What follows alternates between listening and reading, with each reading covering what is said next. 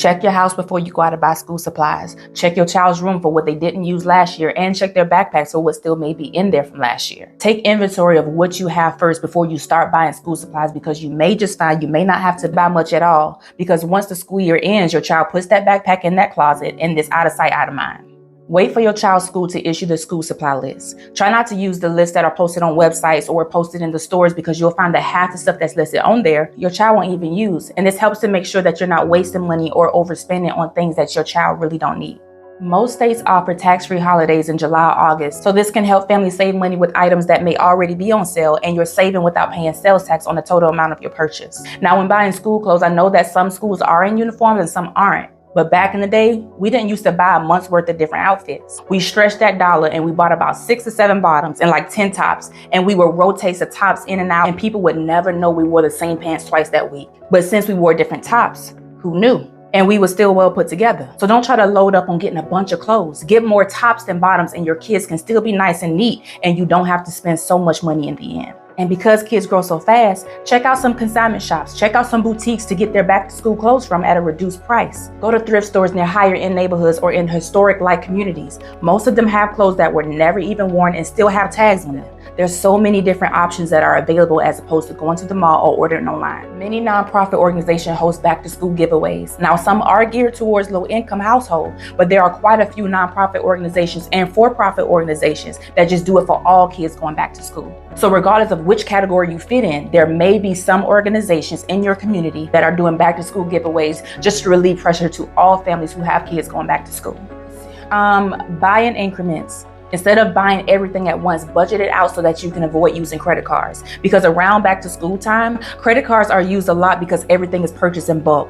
And many credit card holders later find that most of what was charged for back to school weren't even true necessities. So section it out. Maybe this week I'm going to get this, and in 2 weeks I'm going to get that. And if you're ordering online, make sure you're looking up coupon codes to use at checkout. Now, one of my favorite go-tos for coupon codes and additional savings is called Retail Me Not. Type in your store and see what coupon codes are available. It would definitely save you a coin or two.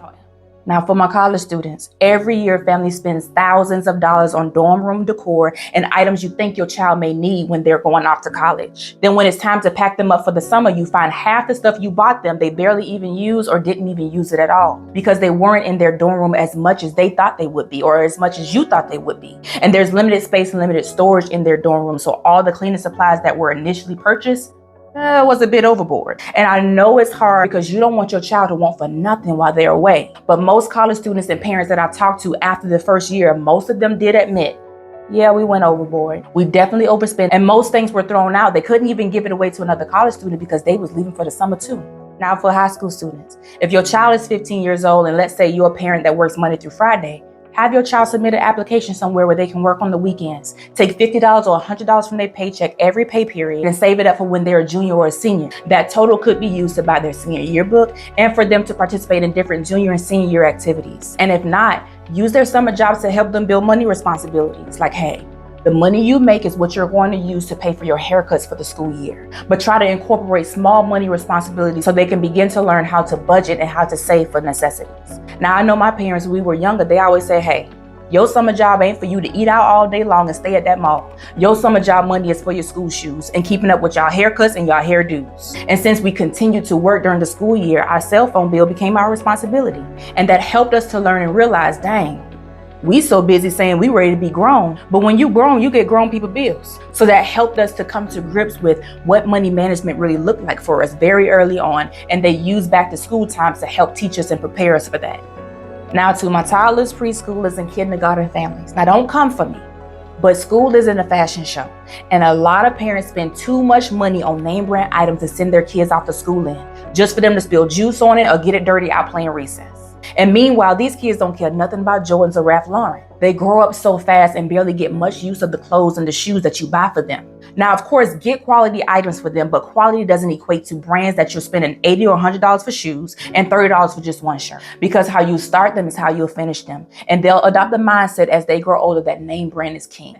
Hey family, I hope you enjoyed today's Wealth and Wisdom conversation as I broke down different ways that we can save money and budget better as we prepare to send our kids back to school. Make sure you like and subscribe to this channel. In fact, send this to at least 10 parents or 10 families that you know are preparing to send their kids back to school. As always, I'll be dropping more videos like this every Wednesday. Always remember, your mindset is the key to unlocking your financial freedom. It's time to leave behind what's comfortable for what's possible. All we have is now, so start now. See y'all next week.